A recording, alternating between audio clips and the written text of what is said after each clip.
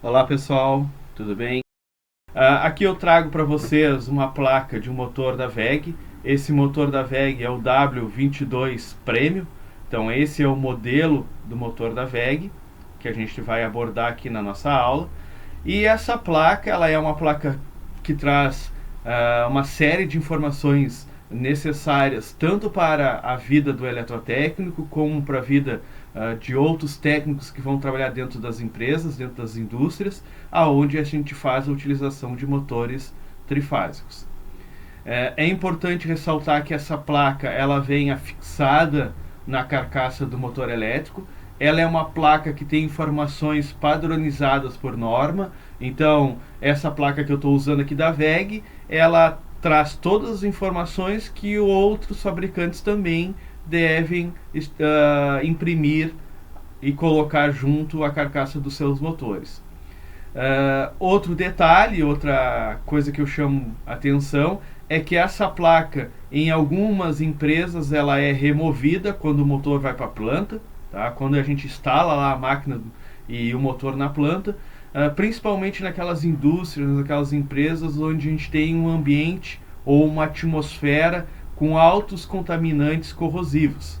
Então, para evitar que a gente fique sem as informações desse motor, o motor recebe uma identificação através de uma identificação alfanumeral ou um numeral, e essa placa é guardada num setor, tá, onde todos os técnicos, todo o pessoal da engenharia vai ter acesso para fazer a possível identificação se necessário. Ok? Então não se assustem se na vida profissional atual ou na vida profissional futura de vocês encontrarem um motor sem a placa.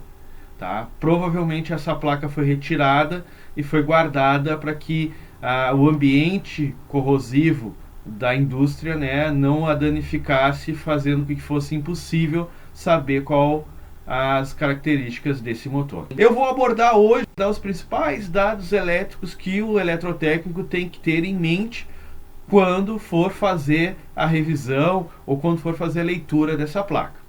Vou começar de forma, vamos dizer assim, aleatória, não vou usar a numeração aqui proposta por esse exemplo, porque alguns itens eu não vou abordar nessa nossa aula. Pessoal, primeira coisa muito importante que a gente tem que abordar, aqui o item 2, número de fases. Primeira coisa que a gente tem que ter em mente, se o nosso motor é trifásico, como é que a gente vai identificar esse motor? 3 fases. Então notem que aqui a gente tem o sinal de uma corrente alternada, né? E logo em seguida o algarismo 3. O que isso significa? Significa que esse motor é um motor trifásico. Ele vai ter que ser alimentado por 3 fases. Tá ok? Logo em seguida, vou seguir aqui a linha de disposição dos dados da placa. Logo em seguida eu tenho aqui, ó, kW HP-CV. O que significa isso? Potência elétrica do nosso motor. Então, logo em seguida eu sei que esse motor é um motor de 0,75 kW e que ele tem uma potência de 1 HP ou de 1 CV. Perfeito? Então, esse motor, ele é um motor que vai ter uma potência elétrica de 1 CV. Logo abaixo eu tenho outro dado muito importante para a vida do eletrotécnico, a tensão de funcionamento desse motor. Os motores trifásicos eles podem ser construídos para uma, para duas, para 4 tensões.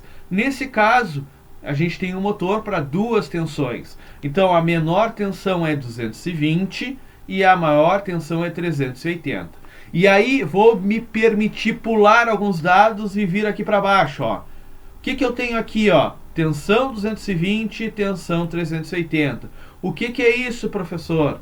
Isso é o arranjo de ligações que eu posso executar na minha instalação, no meu motor, na caixa de ligação do meu motor, para que eu condicione esse meu motor a receber 220 ou a receber 380. Por que isso é importante? Porque a gente vai ter locais que a gente vai ter 220 e vai ter locais que a gente vai ter 380.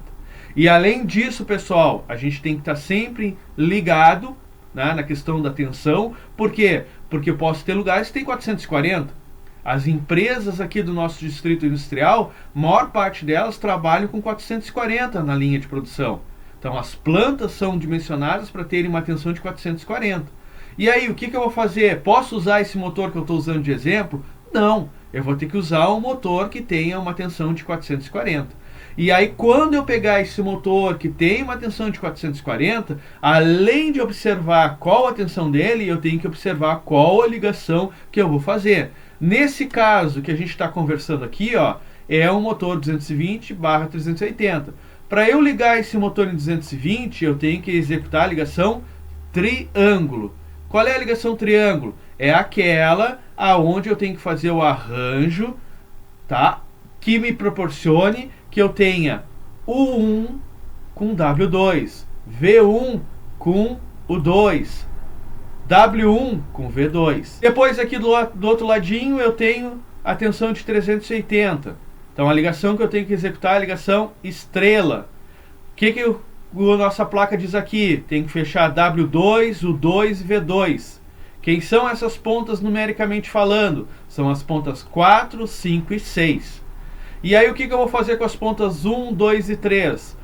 U1, V1, W1, ponta 1, 2 e 3, ligados na fase R, S e T. Aí o nosso motor está condicionado a receber 380.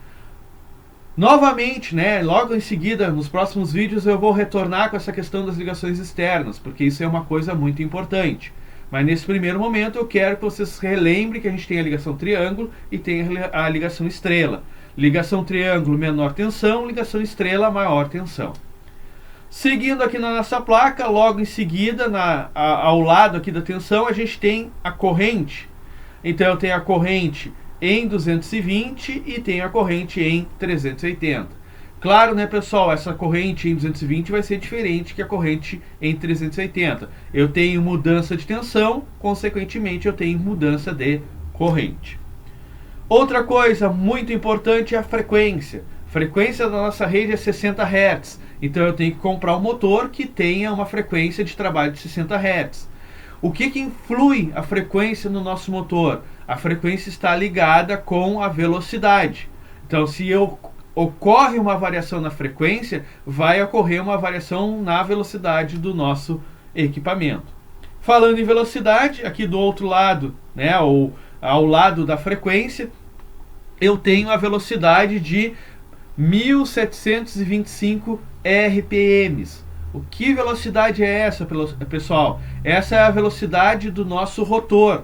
Então é a velocidade que o motor entrega para o equipamento que ele está movimentando. Tá? E aí, nesse ponto, eu vou chamar a atenção de vocês para a gente relembrar de um conceito que dá um nome para o nosso motor, que é a questão da velocidade do campo magnético girante no estator. Então lá no meu estator eu tenho um campo magnético girante. Esse campo magnético girante do estator, ele é produzido pela circulação da corrente elétrica nas bobinas. Esse campo magnético, ele é alterno e girante, porque a gente está trabalhando com uma corrente alternada com 3 fases. Então eu vou ter esse campo com essa característica. O nosso rotor, que vai ter uma corrente induzida, ele vai também ter um campo magnético alterno e girante que corre atrás do campo do estator. Então, muitas vezes vocês vão pegar o caso de ter lá a velocidade do campo magnético do motor é 1800 RPMs. A velocidade do rotor é 1725. Tá certo isso? Tá certo. Por quê? Porque a velocidade do campo que se constitui dentro do estator, ela é maior que a velocidade do nosso rotor. Por isso que o nosso motor trifásico, ele é um motor trifásico de indução. A indução é essa condição de campo magnético que surge no rotor, tá? E além disso, ele é um motor assíncrono. Ele não tem sincronia com a velocidade do campo magnético do meu estator. Então eu vou ter uma diferença entre uma velocidade e outra. Para essa diferença a gente dá o nome de escorregamento. É o valor que difere entre uma velocidade e outra. Muitas vezes os alunos me perguntam, professor, pode ter variação nessa velocidade? Tá? A velocidade do rotor? Pode. Se eu ligar esse motor a vazio, a velocidade vai ser um pouco maior do que essa velocidade que a gente encontrou ali na nossa placa. Quando eu colocar toda a carga e esse motor trabalhar a plena carga, a velocidade vai atingir esse valor de 1725. Professor, a velocidade do rotor pode ser maior que a do estator? Não. E nunca igual. Porque se for igual eu não tenho mais indução e aí o nosso motor para. Então é uma característica dos motores de indução, tá, assíncronos, terem essa diferença de velocidade. Perfeito? Próximo item. Fator de serviço, o nosso FS, 1.25 nesse caso aqui. Por que esse fator de serviço é importante para o eletrotécnico, é importante para quem vai trabalhar com motor trifásico? O fator de serviço, tá, é a porcentagem de quanto a mais eu posso exigir de potência desse motor sem causar nenhum tipo de dano mecânico ou elétrico para essa máquina. Então, nesse caso que eu utilizei como exemplo, a gente pode exigir de potência 25% a mais do que o valor de 1 CV. Para que serve isso, pessoal? Isso é um fator de segurança, né? Imagina assim, ó, a gente vai constituir uma máquina, a gente vai colocar um motor nessa máquina e a gente vai ter operadores. Os operadores vão ser seres humanos, os operadores vão ser pessoas. E as pessoas são passíveis de erros, né? Ou até passíveis de daqui a um pouco estar com algum tipo de cobrança excessiva. E aí o que acontece? Vou usar um exemplo. A gente está fazendo o carregamento de uma esteira. Aí a pessoa lá tem que botar 1 kg na esteira. Só que para adiantar o serviço, para ser mais rápido, ela bota um pouquinho mais. E aí? O nosso motor não pode, né, de uma hora para outra queimar com esse um pouquinho a mais. Então, para isso que o motor é projetado com um fator de serviço, com um pouquinho a mais de potência que a gente pode exigir dele. Agora, se a máquina é projetada para carregar 1 kg e eu coloco 10 kg, óbvio que nem o fator de serviço vai fazer com que o nosso equipamento tenha condições de trabalhar. E aí o que vai acontecer? O motor é um equipamento que ele vai entender que ele está sobrecarregado e para compensar essa sobrecarga ele vai consumir mais corrente. E aí acontece o que a gente chama de sobrecorrente no motor. Essa sobrecorrente, quando, vamos dizer assim, num período muito prolongado, quanto um valor muito alto, ela vai ocasionar o quê? A queima do nosso motor. Porque a gente sabe que quando um condutor é percorrido por uma corrente em excesso, ele começa a aquecer, derrete a isolação e o equipamento vai entrar em curto-circuito. Então a gente tem um fator de serviço que serve para essas condições extraordinárias, lá do cara ter botado um pouquinho mais de carga, mas se ele exagerar, se ele colocar uma carga muito elevada, muito grande, a gente vai ter a queima do equipamento. Claro, né, pessoal, antes de ocorrer a queima do equipamento, tem toda a questão da proteção do circuito elétrico, que é uma coisa que a gente vai abordar durante as nossas aulas. Tá? Então isso aí a gente vai trabalhar em cima também da proteção do equipamento contra sobrecarga e consequentemente sobrecorrente. Ok? Um outro item muito importante, tá, é o fator de potência. Nesse caso aqui um motor de 0,82 de cosseno φ. Tá? Então um fator de potência de 0,82. A gente sabe que a ANEEL ela regulamenta essa questão do fator de potência e as empresas elas são obrigadas a manter o fator de potência dentro da faixa que a ANEEL estabelece. Então, numa indústria onde a gente tem uma carga predominantemente indutiva com motores elétricos, esse controle, esse cumprimento dessa exigência, ele é feito de forma que se a empresa não o realizar, ela vai receber uma multa. Então a gente tem esse controle feito através de bancos de capacitores, tá? Muitas empresas hoje em dia já usam correção de fator de potência automático, através de supervisórios, através de equipamentos que fazem esse monitoramento, porque as empresas não querem pagar, né, essa multa. Elas querem ter um condicionamento dentro da instalação dela que faça com que a gente consiga atender o que a ANEEL exige enquanto empresa, enquanto consumidora de energia elétrica. Tá? Chama atenção para esse caso do fator de potência, que nas indústrias maiores, lá no nosso polo industrial, esse fator de potência é corrigido porque a gente trabalha com uma tarifação diferente, tá?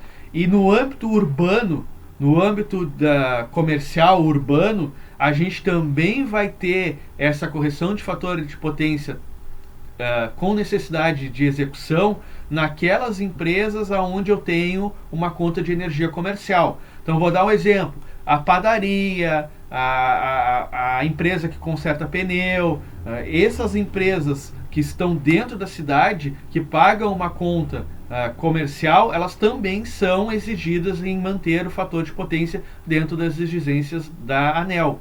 Então, dentro do âmbito residencial ou âmbito urbano, a gente também tem essa exigência. E claro, né, pega o exemplo de uma padaria, a padaria vai ter motores. E os motores, por serem uma carga indutiva, vão diminuir o fator de potência.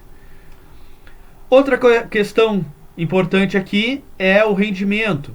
Então esse motor tem 83% de rendimento. O que é rendimento, pessoal? Rendimento é o quanto essa máquina transforma de energia elétrica em energia mecânica.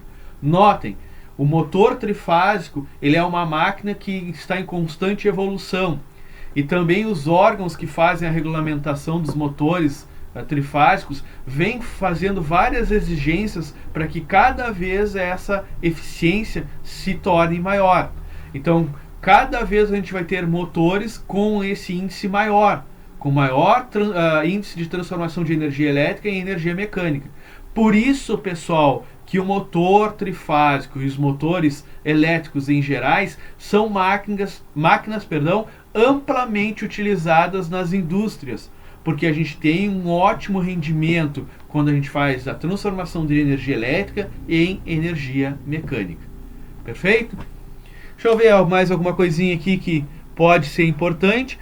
Vou chamar a atenção aqui dessa parte do quadro. Aqui é uma parte dedicada à questão da manutenção do motor. Então aqui a gente tem algumas características que o eletrotécnico vai ter que trabalhar lá junto com o técnico da manutenção, seja um técnico mecânico, seja um técnico que trabalhe na parte, né, de lubrificação desse equipamento.